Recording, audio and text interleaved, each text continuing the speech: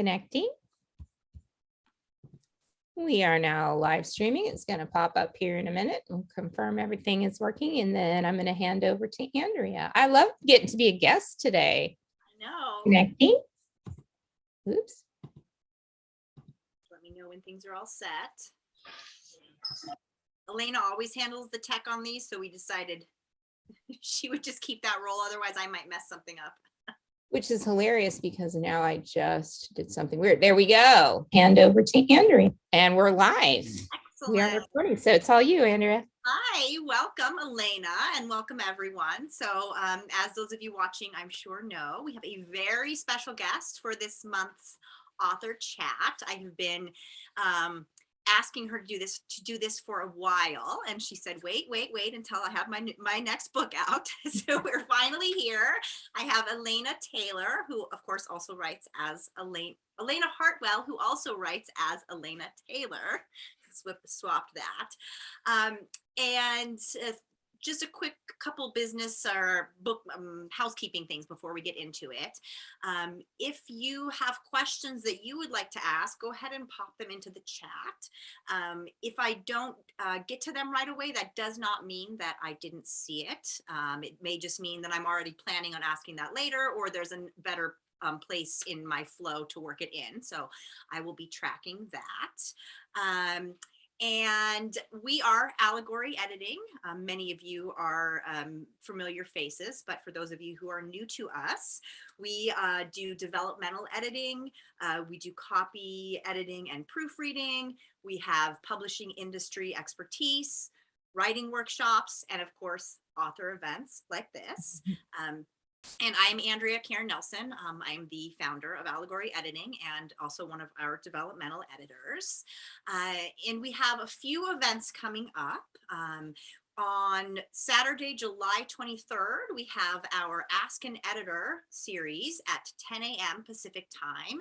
And this is our monthly free event. It's been very popular. For those of you who haven't attended, it's really a great opportunity to come and ask questions that you have in a very comfortable, casual, safe environment. Ask all those burning questions. It's a very casual event where you can pick the brains of our team. Elena, you're hosting this month.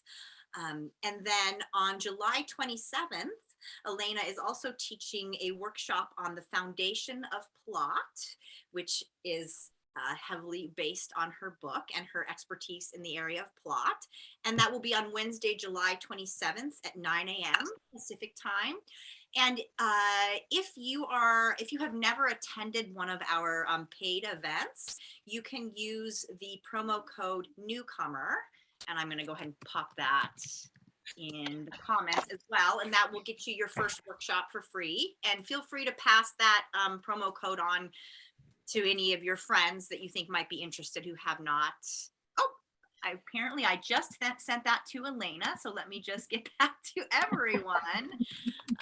She knows that. I hope. There we go. And we will, fairly soon, we will be announcing our fall and winter slate of events taking us through the end of the year. So stay tuned for that. You can find us on allegoryediting.eventbrite.com.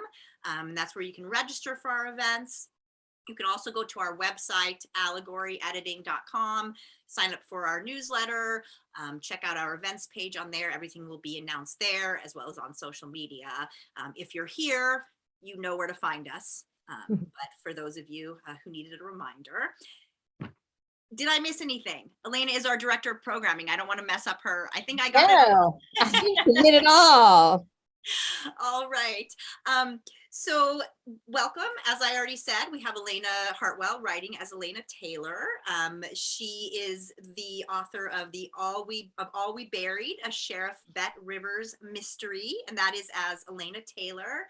And then as Elena Hartwell, she has written the Eddie Shoes mystery series, and her newest release, a #1 bestseller on Amazon, The Foundation of Plot. And we're going to spend some time today talking about it all, your career as a writer in general, and also some questions focused directly on your newest book. Happy launch day. Yay. Thank you. I'm very excited. I'm just going to jump right in. Well, for those of you who don't know, Elena and I have known each other for probably almost 2 decades at this point. Yeah. Just a little background. We met in the theater and have collaborated in various ways and writing critique partners. And now we work together on the beast that is Amazon. We call it a beast. I mean that in the greatest way. So let's go back. Before I knew you, were you read to a lot as a child? Oh, yeah. Oh, yeah. Mom can vouch for that. So my father used to sit in a rocking chair between my sister's doorway and my doorway when we were really little. And he would read to us at night. And my sister would always fall asleep and I would always still be awake and want him to keep reading. But of course, he'd have to stop. So that my sister didn't miss out. But he read all of the J.R.R. Tolkien, the Hobbit and then the Lord of the Rings, read all of the C.S. Lewis, Narnia series, we did start out with younger books when I was really little. But he moved into stuff that was more engaging for him pretty quickly. So yeah, I got read to a ton. And I would often ask for books to be read more than once. So I think we read the first book of Lion, the Witch, and the Wardrobe. I think my dad probably read it half a dozen times, and then I probably read it another 20. I read that book over and over and over again. But yeah, and we started being read to as infants. Right. So yeah, definitely reading. And the interesting thing, my father was not a fiction guy. He did not really read fiction on his own. It was all what he read to us. He didn't read us nonfiction. He did read us actual stories, not in the nonfiction, but it was interesting that he made the decision to do that when he really didn't read fiction on his own. And mom read to us some too, but it really was my father that was his thing, was he read to us every night. Interesting. And that's interesting that if he wasn't a fiction reader, the fiction that he did choose to read for you was really fictional, yeah, fantastical and not realistic. Yeah, it truly was. And I never asked him how he made those choices, but I think there was an appeal to him that he wouldn't otherwise have explored. So I think it was good for him. Sometimes it's an excuse to read things that maybe parents have secretly wanted to read. Who knows? Exactly. What sort of things do you like to read now? So, I read a lot. I read a ton of mystery and suspense, in part because I do reviews. And so I review in that particular genre. I review both on my blog and for the New York Journal of Books. And so I tend to read mostly mystery and suspense. I've gotten in a lot into suspense lately, which, just to clarify the difference, with a mystery, there's been a murder and it's being solved. With a thriller, a big crime is going to happen and it's going to be stopped. And suspense, there may not even be a crime, but there is a buildup of tension that something is off and could happen. So that's sort of the basics of those three things. And I read mysteries and suspense the most, but I also dip into other things. I've started reading, actually both Mom and I are reading books by a woman named Elizabeth Letts is her last name, I believe, Letts. And she writes books about horses. As many of you know, horses are kind of my thing. And I just finished reading a book about a horse who the guy paid $80 for him, and he became a world champion jumper back in the 50s. And it's an extraordinary story. This horse was heading for the glue factory, and nobody thought he would survive. And he ends up winning national events. He goes overseas for shows. I'm just one of the most famous, Snowman was his name, one of the most famous horses in show history. And so she has other books about famous horses in history. And so I've been reading some nonfiction. And let's see here. That's mostly what I've been reading. Wide and eclectic. And then of course, as an editor, you read an even wider swath of of Yes, because I do read other things, and I edit a lot of other things. So memoir, science fiction, romance.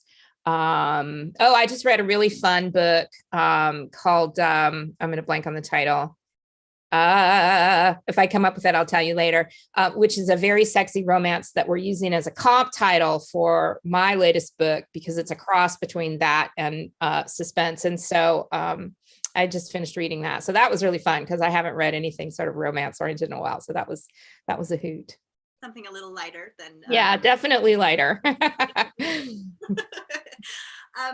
So obviously you're an avid reader. How did you first find your way to writing? That's a great question. And I would say I can't ever remember a time when I did not write. We have stories that I wrote as soon as I could like hold a pencil and put words down. And I don't do the illustrations anymore. I used to do a lot more illustrations because I didn't have so many words. So I would illustrate and make covers and sew binding and all of that. And so I really don't ever remember a time when I was not writing. Yeah, it was always there, and telling stories out loud.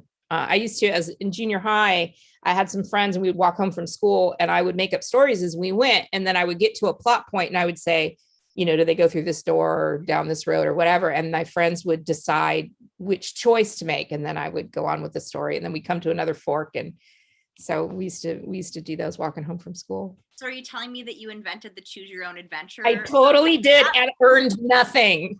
I haven't earned a dime on that. So man, missed opportunity. Truly. So you started your writing career as a playwright. And now I've heard this story, but I think maybe not everyone here has. What motivated you to transition into writing novels? How did you find your way into that format? Yeah, and I'll tell you, for all of you who feel that writing novels is hard, you should try being a playwright for quite a few years. That is I think poet is the only thing harder than being a playwright. It's interesting. It sort of was a combination. So I was a writer, and I went into college and got into theater. And that's what made me a playwright. I didn't go in to be a playwright. I was both a writer and a theater artist. And that meant I wrote plays. And so I wrote plays for a good 20 years, and I always had in the back of my head that I wanted to write a novel, but I was so engrossed in theater. And so, I had plays produced and published, and I had some success, and that taught me a lot about story structure and was really great. But I think I always was a writer first. It just happened to be manifesting as a playwright. And so I had a very rough year, 1 year. I had a horrible job, and I was kind of falling apart. And I thought, I don't want to do this anymore. And I thought, I'm going to write a novel. And I'd always been a mystery writer. I started reading mysteries as a teenager. My grandmother introduced me to Tony Hillerman and Agatha Christie. She read all of those, and that's where I started, and Sue Grafton. And so I wrote the first draft of my first novel. And I thought, I don't know if it's long enough. And it was 120,000 words. So that's when I started learning the differences. But that really was the shift. Was I had sort of always been a writer, always wanted to write a novel, and the playwriting really came out of that. I was working as a theater artist, and I still love the stage, and I every once in a while I'll have a thought about like a story that would translate really well on the stage. Would be fun to do it again. But as you know, Andrea, it's a full-time job to get a production going, and so I haven't sort of gone back to it. But every once in a while stuff will pop up, and I'll be like, I should do a 10-minute play, send that out, get a 10-minute play done. I could do that. But that's really how I made that shift. And now you've touched on, as it's a much harder sort of to get your play out there, and sort of that process of getting it out into the world, and the opportunities are less and all of that. But as far as the actual process of writing a play and the process of writing a novel, how would you say those are the same, and in what ways are they different? Yeah, I would say that the biggest difference is that when you have a rough draft of a play, you have to get actors to come over and read it out loud so that you can hear how it's functioning.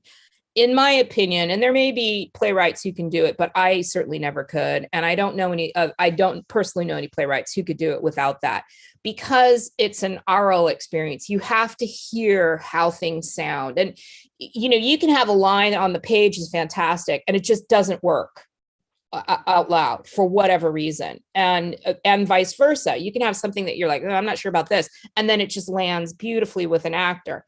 And so with writing the play, writing that first draft is very similar for me between writing a play and writing a novel. But once that first draft is done, the play has to be worked on as a group. You got to do, a reading, you got to do some workshops, you got to get it on its feet, you got to hear it with actors, you want director's input. Writing the novel is so much more solo. So, I'm writing multiple drafts until it's as polished as it can be before I send it out to beta readers. And then I only want a very little feedback, or lots of feedback, but from very few people. I have just a couple of people on my short list that I want to get feedback from. And then at this point in my career, it then goes to my agent, and my agent and I work on it until she feels confident in it. And then it goes out to editors. So it's that secondary part of the process that's so different. The first draft gets written very much the same, but everything after that, it's so much more solo as a novelist. And as a playwright, playwright, as many of you know, is spelled WRIGHT. Plays are wrought, not written. And the process of putting a play on its feet is the incorporation of actors and directors, and that every production is going to be different. Whereas with that novel, you're like, this has to be word perfect and solid for every reader in this particular book. I don't want to have to change a word. And that's so different from being a playwright. Much less of a living. Mm-hmm. Mm-hmm. Yep. I have been told, though, by editors that I'm super easy to work with because I'm not married to my words, because as a playwright, things were changing all the time. You're watching a performance and you're like, wow, that came out of their mouth really different than how I wrote it, but I kind of liked it. And so I'm geared towards that. And so for me, I don't hang on to words, and so working with an editor, I'm like, hey, if you've got a better way to do this, I'm open to it. And that comes from years and years of knowing whatever I've put down on the page may or may not be what comes out of an actor's mouth in any given performance. Now, where do you find inspiration? I find inspiration in so many different ways. So obviously, certain things, like I'll read a great book and be, oh, that's so fantastic. And I had such an emotional experience with it. I would love to be able to provide that to readers. So you have that. And then I'll be out in the world and I'll hear a story and I'll think, wow, that story was so impactful. I want to have a story like that. Or, there's something about that triggers for me. And so that will inspire me. When I see people succeed in anything, it makes me inspired for my writing. So, for example, I saw this really fascinating documentary on a guy named Tab Hunter the other day, he was an actor and had a pretty rocky relationship in and out of Hollywood. He had a lot of success, but it also was pretty hard on him. And in his mid-50s, he left Hollywood and went out and showed horses and lived on a horse farm. And he's been incredibly happy ever since. And I found that inspiring to make me want to keep working on my writing, because he found a new passion. And I'm like, well, I've always felt that passion about my writing.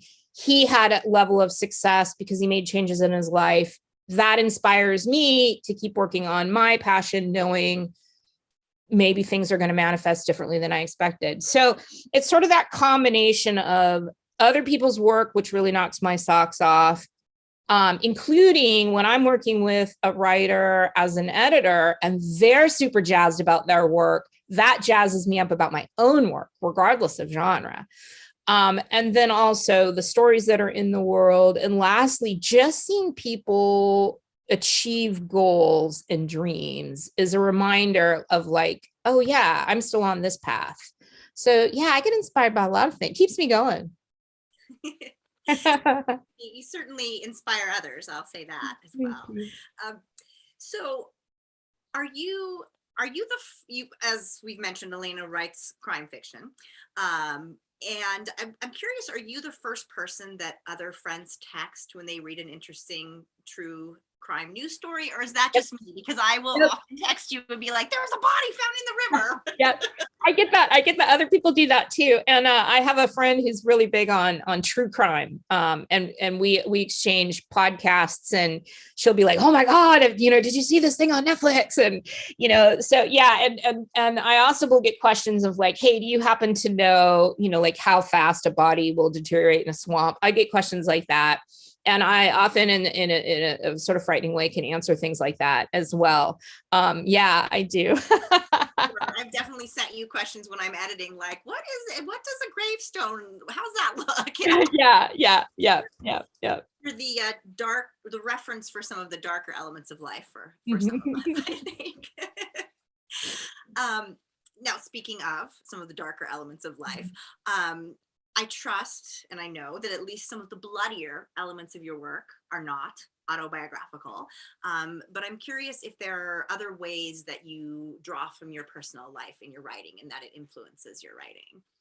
Yeah, I mean, it certainly does, and I will say I've never found a body, and I have never solved a murder. So I'll just, for the record, none of that yet, right? I always hold out hope. I'm like, I could be that person who solves the murder mystery. But actually, I did once come across a dead body, but the police were there already, and there was crime scene tape, and I wasn't involved.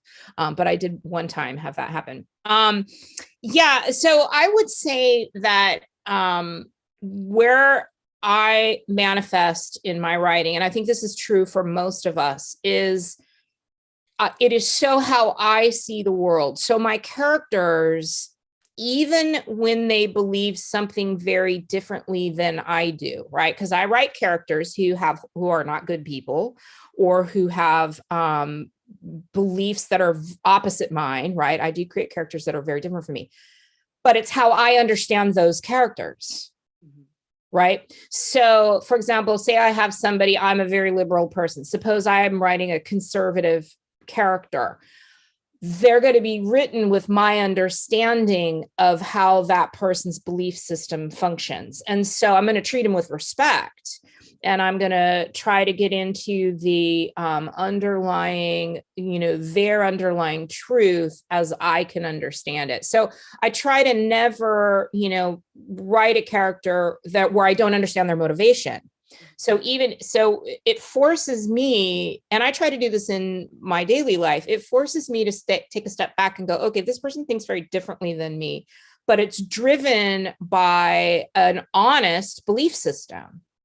What is that belief system? Why do they believe that way? So, how are they going to react? And so I would say that, where I really come out is this constant attempt to understand anyone's position and why they do the things they do. So certainly that.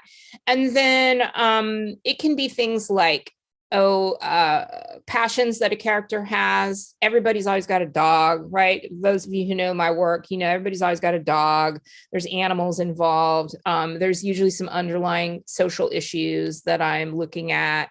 I tend to have female lead characters, and all of that comes from sort of my own personal what's important to me, what matters to me, how I see things. But I think that the number one underlying thing is, even though I may completely invent a situation and a character, and they may have nothing related to me, my belief system is to try to understand their belief system, even when it is 180 degrees from my own, if that makes sense. That does make sense. And that really resonates with what I know of you as a person. Do you feel that it's a little bit of a chicken and an egg question, but are you someone who is inclined to look at other people's perspectives naturally, or do you feel like being a writer has brought that about in you? Yeah, I think that there are two parts of the same thing. I think that my interest in human behavior makes me a writer, and I am a writer because I'm interested in that. Like for me, they cannot be separated. And I think that I think some of us come into the world as storytellers. And as if I'm going to get more esoteric, I believe in the cultural unconscious, and that I believe that writers and storytellers tap into this larger understanding of what it is to be human. And I think we're hardwired that way. And if I ever meet a writer, and this doesn't happen very often, but it does happen on occasion, if I meet a writer who's not interested in people or the world or understanding motivations, I think, wow, you're never going to make it, because that's the heart, right? That's the heart, is wanting to know what's driving this person and accepting that there are people who are different. And I don't mean that I'm a Pollyanna and I think, there's a heart of gold at the bottom of everybody. I don't, but I do think that everyone acts for their own honest truth, and that's what I'm always trying to get to. We just would hope that some people might change their honest truth. Well, and in many ways, it's one of the hardest things and maybe impossible to teach in some ways. Yeah. Wanting to understand other people. Yeah. Would you say there's a thread that ties all of your work together outside of the genre and the crime? And I think it is that. I think that I'm always looking at identity and how people see themselves, understand themselves, see the world, understand the world. I think that is a pretty common thread. How other people see them. I think identity and place in the world is kind of through everything. I'm thinking about I'm actually out on sub right now with 2 different books, and both of them, they're very different. One is straight up suspense, and one is has some humor in it, but it's a missing person. They're looking for a missing person, and it's amateurs. And they're completely different in tone. They're completely different in atmosphere. The characters are completely different. The locations are different. There's nothing like in common in any of that. But in both, it is a character trying to find their feet and trying to figure out who they are. And I think I do that kind of over and over and over again, regardless of dead bodies piling up. And what led you to crime fiction in particular? Have you always been drawn to sort of the darker elements of humanity, or? Yeah, I think in some ways crime fiction is like the perfect fiction because it's a puzzle, right? There's a puzzle to be solved, and any good book is a puzzle to be solved, right? If it's romance, it's the puzzle of, are they going to get together or not? And if it's, science fiction, it's, will they, the spaceship land on the new planet and start over new life. Those are puzzles too. And so crime fiction has sort of the obvious puzzle, of solving the crime or solving what's going sideways. So I like that. I'm sort of fascinated by police procedures and that, how do we, what can they legally do? What can they not do? What can an amateur do? How do you trace down those clues? Like I've always been sort of fascinated by that. And killing someone in some ways is like, it's the ultimate crime because it covers everything. There's race involved, there's gender involved, there's greed involved, there's love involved, there's every big human emotion can be found in a homicide.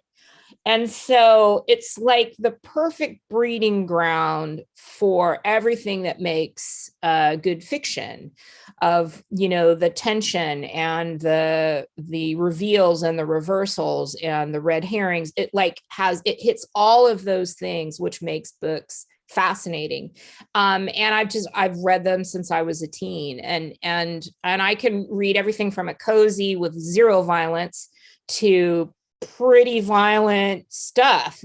Karen Slaughter's last name is Slaughter, which is ironic because she writes really dark books, right? So I can read a cozy one day and a Karen Slaughter book the next. I will not do violence against animals, sort of the one place that I draw a line. I don't want to read it. Now, obviously, in nonfiction, sometimes there is some of that. If you're reading about horses in World War II, there's going to be violence against horses, but I cannot read fiction that's violence against animals. But other than that, it's all pretty fair game. And it's in those really dark moments where I think we really see sort of that, how what people are capable of when they are pushed to those extremes. And crime fiction really allows us to do that. Certainly is a shortcut to some of those. Yeah, right. I don't mean shortcut in an easy way. Yeah. No, you're absolutely right. I mean, in some ways it is. It's like this shortcut to understanding the deepest, darkest parts of humanity. I mean, that really is what crime fiction can do for us. And now you brought up for me a question that I think is going to help transition us into talking about the foundation of plot. And also this question came up in the chat thread as well in a similar way. You write books that require quite a bit of fact checking, and you I know you rely on experts, and so two parts to that question.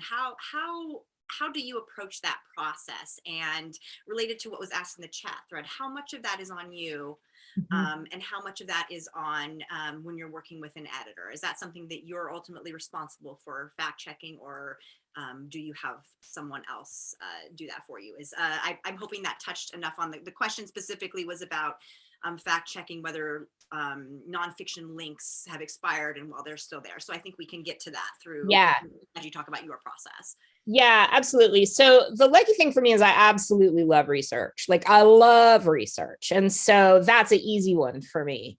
So, I read homicide investigative techniques as nonfiction for fun. Like, that's just what I do. And, right. I mean, I have, Homicide 101 books on my shelf. So I love research. And so that helps. What I typically do is I write the book I'm going to write, and then I figure out if what I have done is reasonably accurate and where I need to make modifications. So it depends a little bit on what I'm writing. So for example, if I'm writing a police procedural, like Bet Rivers, or even Eddie Shoes, because there was an actual homicide detective in there who played a role, and she had to follow certain kinds of rules, I would write the book, do the best I can with as accurate as I could get, knowing what I know, because I do have a fair amount of research in that.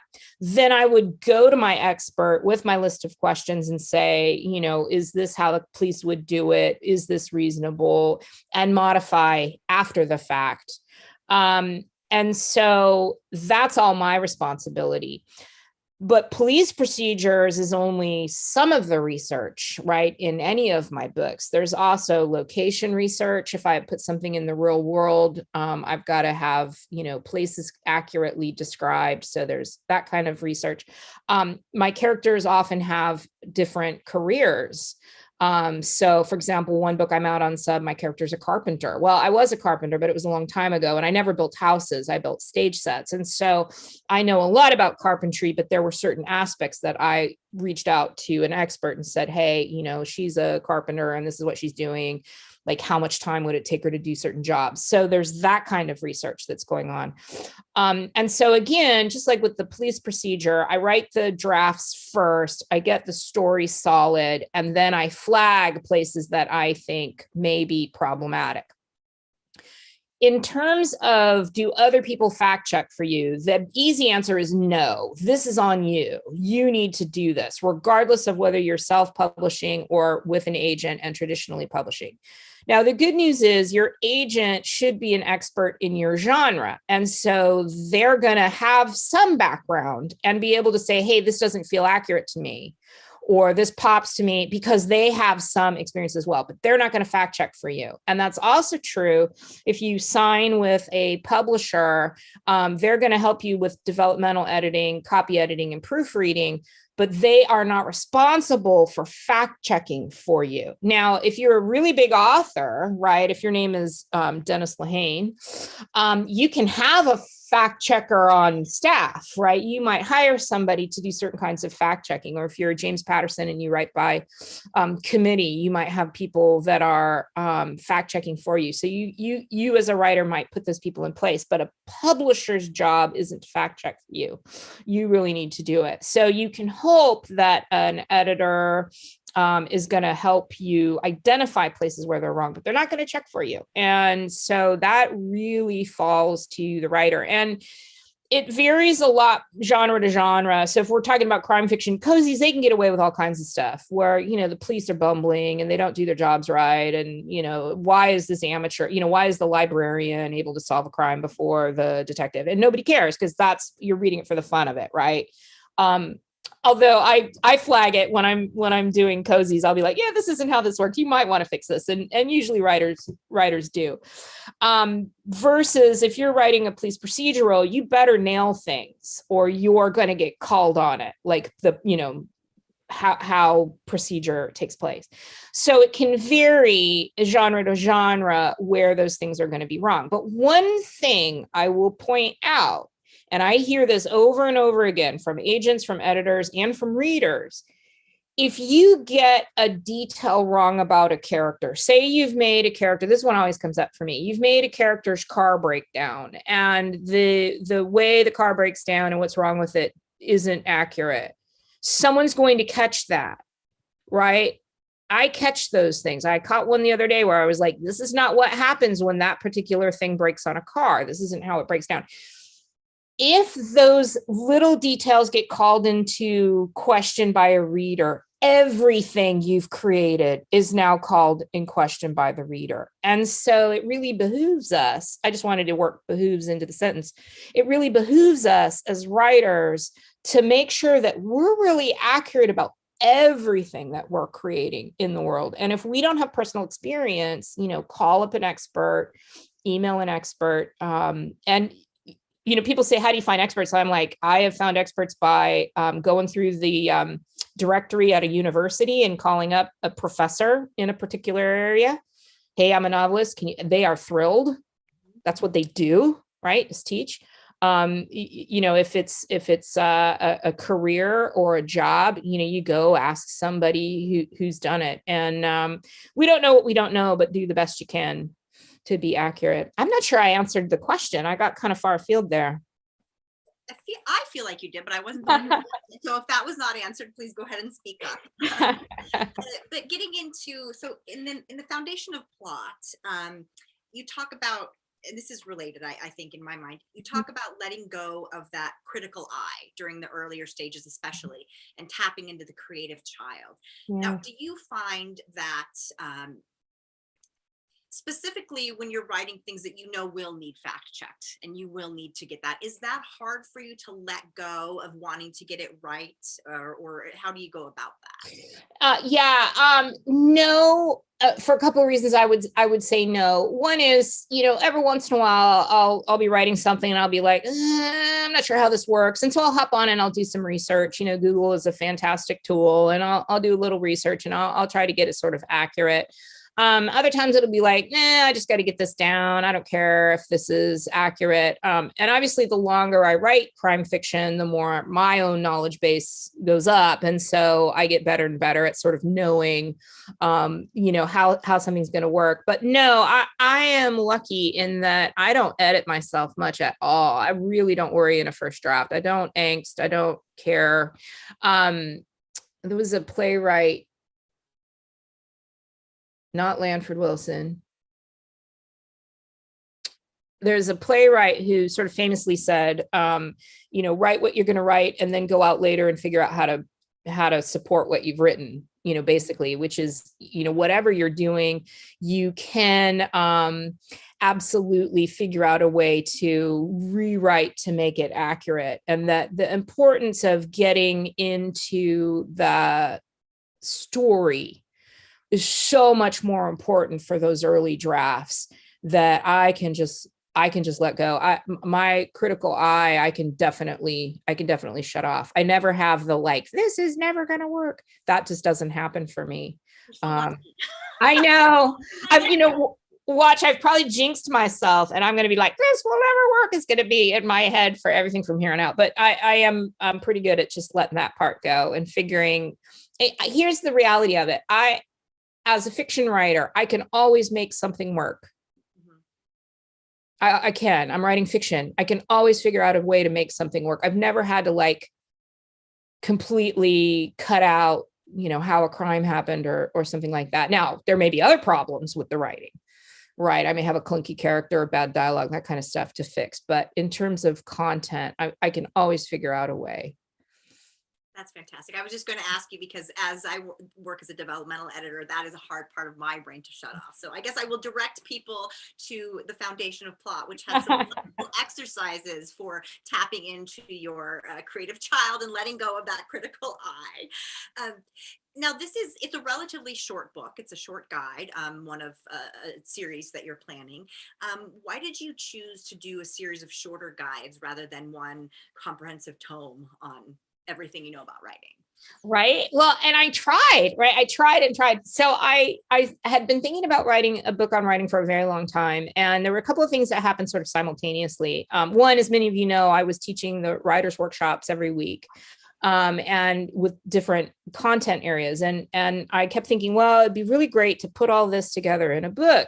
But every time I sat down to outline it, it was just so much stuff. And I was like, well, this is going to be 1,000 pages long. And there just was so much to cover. So I kept trying to sort of figure out, how do I make this into, 300 pages? And then I had a conversation with my agent. And I said, hey, I'm thinking about writing, and she's seen me teach. And so she knows that's important to me. And we've talked about that in the past. I said, I want to write this writing book. I could put together a proposal, but what's the likelihood we can sell it? And she said 0 right now. And here's why. First off, at the beginning of the year, a ton of writing books got picked up and are in the pipeline. They're coming out from various big 5 publishers. And she's like, I think it's saturated. The market's a little saturated. So you can do the proposal, but I would recommend we sit on it for a while. And I'm like, okay. And she said, secondly, and this I knew, but it was, good of her to remind me, I'm not a name. So no publisher is going to be excited about my book and as a nonfiction. And so we would be better off waiting to see if my next book hits the New York Times best-selling list and then try to sell a book on writing. And so I had sort of 2 strikes against me. So I thought, well, okay, those are true. And I believe those. And so how do I do what I want to do? And with that as the context that I'm in. And so I thought about it for a while and I thought, what I really want to do is a series of books that are like my workshops, right? I would do a workshop on story structure. I would do a workshop on character development. I would do a workshop on how to pitch. And I thought, that's what I want these books to be. So I realized, that just means writing a little short book. Well, a little short book isn't going to get published traditionally. So I got back together with my agent and I said, hey, tell me if this is a dumb idea. What if I self-pubbed and put this series of short guides out? Because self-publishing is still a little bit of a dirty word in traditional publishing. Is that going to hurt me? And she came back and said, it's brilliant. She said, nobody's going to care that you're self-publishing nonfiction. That will not count against your fiction writing. And it won't matter. It won't hurt you any. And it allows me to put out these little individual books, which no one else is really doing. And, she said, she's like, it's a great idea. I've not seen that. Nobody else has a little series that's, a topic for each book. So she's like, it's not going to hurt you. And it's a niche that could be filled. And so that's when I decided, okay, I'm going to do a topic for each book. And I may be hopping the gun here on another question, but the reason I went with story structure first, foundation of plot, is nothing else works if you don't have structure, right? It doesn't mean that you have to have perfect structure in an early draft. I don't mean that, right? I don't mean that at all. It may be that you write multiple drafts before you figure out what your structure is. But nothing else is going to work for a polished product until you have that. And I felt like, even the title, the foundation of plot, I'm like, the first thing I want to teach everybody is here's how plot functions. Here's the structure of how plot can function. And everything else can get layered on top of that, regardless of where it happens in the writing process, right? So your first big sprawling mass may not have any structure at all, but you can immediately start rewriting to find structure. And so that was why I ended up with these short books and why I started with that one. When you speak to something important that I know we often tell writers that come to Allegory is that if you're wanting to write a nonfiction book, if you don't have that name, it's so helpful if you at least have a reputation, a platform, a name in a smaller circle of people. And you definitely have that, as everyone here can speak to. What are some of the most common steps that you see writers make when it comes to plot? Steps or mistakes? I missed the word. I said missteps. So. Oh, missteps. Gotcha. Yeah, a couple of different things that happen. One is there's not a clear driver. That's a real common one, where the character is just kind of going along and things are happening to them, and it might be very well written, but there's no urgency, right? And urgency is in every kind of fiction, not just crime fiction, right? There has to be a sense of what happens next. And so things like rising action, having things get more important. So that's one. The second is things that aren't related to each other, right? So you have an event that doesn't connect to the next event. It may be a brilliantly written event. It may even have high stakes and be quite exciting. But if it doesn't lead to the next event, it's extraneous. And readers, even though they don't have the language for it necessarily, they understand that. They'll be like, well, that was really great, but what did it have to do with anything? And so it's easy to confuse good writing with what belongs in the book, right? Or short story or screenplay or whatever you're working on. I think the hardest thing to do is cut good writing out, but it's so necessary if it's not moving the story forward. So I would say the biggest missteps I see is, things are not growing in importance, right? Or there are things which are unrelated. Like in terms of story structure, those are sort of the two most common things that I see. And it's hard because we can think, oh, but it's showing character development, or, oh, but it's showing the world they live in. And it's like, well, sure, but you could do that with events that are related, right?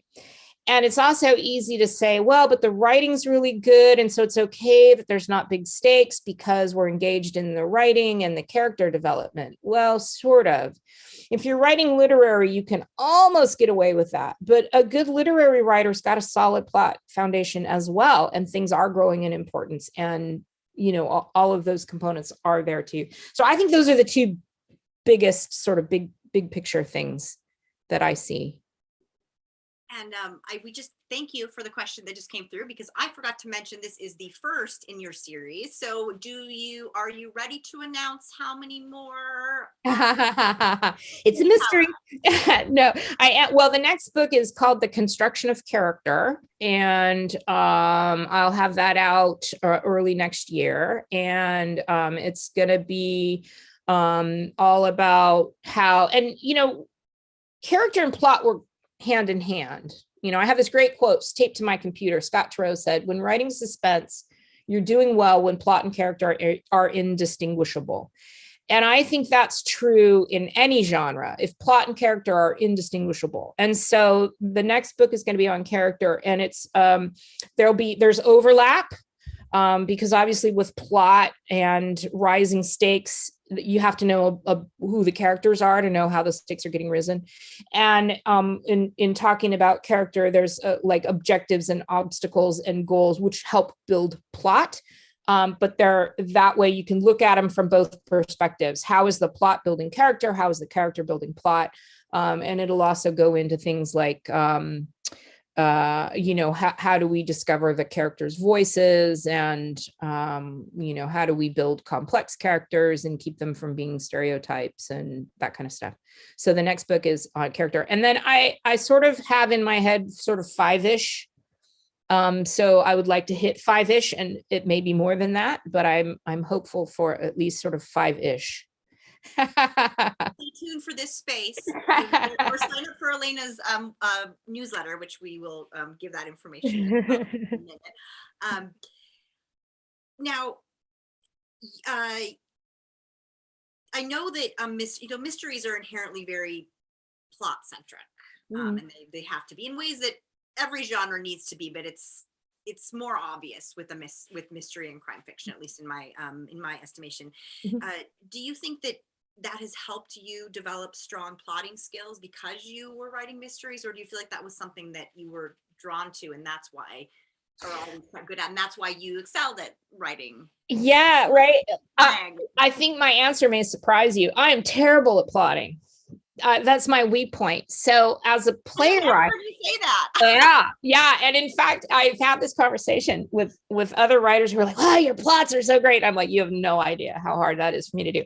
So as a playwright, I never wrote crime fiction because crime fiction doesn't work well on stage. Like, yes, there are some mysteries, but they don't work very well, and it's like dinner theater, right? I never wrote a mystery for the stage. They're very few and far between that work. Just was not what I did. And so my actual early professional writing career, I wasn't writing mysteries at all. And so when I started writing mysteries, it was like, I tend to start from character perspective. I tend to start from who are the people involved, who's dead, why are they dead, who's solving that crime, or like with the suspense book that I've got out right now, it was, why is this character, I call it sort of a modern day take on Rebecca. Why is this character going out to this isolated island to finish building this house? And what is she running from? And what's the events that were happening there that she's now in this isolated area by herself and strange things are happening? And I'm really looking at character. And so for me, building the plot is where I have to work. That is work for me. And I enjoy it. And it's always interesting to think about, like, what's the next thing that happens and how do we rise those, make those stakes get higher, and what's the next event. But plotting is actually harder for me than character.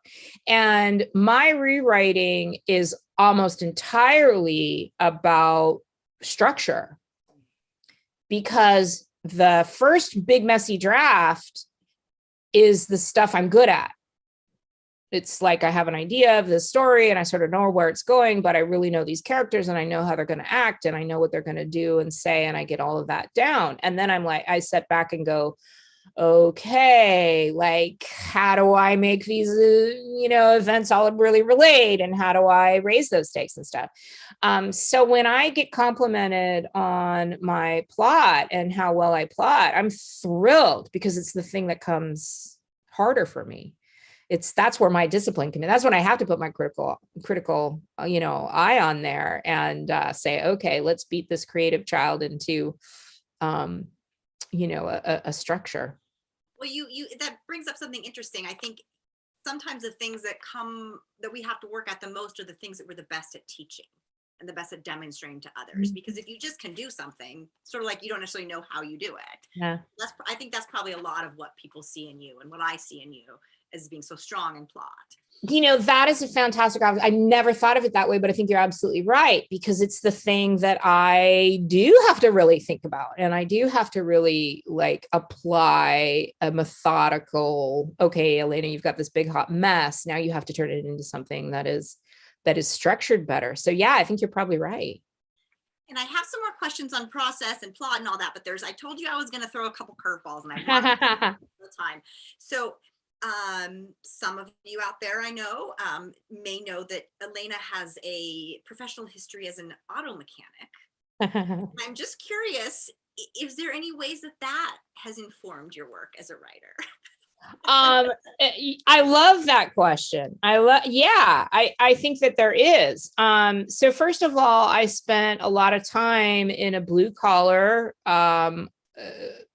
situation where I was the only woman. And so I had an experience of a community I wouldn't have otherwise.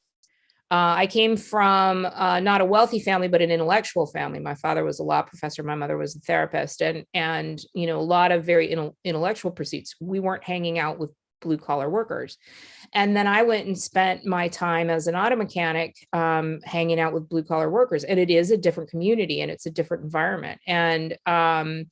And so even when, and I'm laughing because I have a scene in one of the new books where a car breaks down and has to get hooked up with a tow truck. And so I called my son-in-law, who's a tow truck, was a tow truck driver. And I said, okay, I want to walk you through the scene. Does this work? And I did have it correct. And I knew what had gone wrong with the vehicle. And I was like, I wouldn't have been able to do that. Right. If I hadn't had this other experience. But I would say that it was that it allowed me access into a very, at a young age. I was 18 at the time.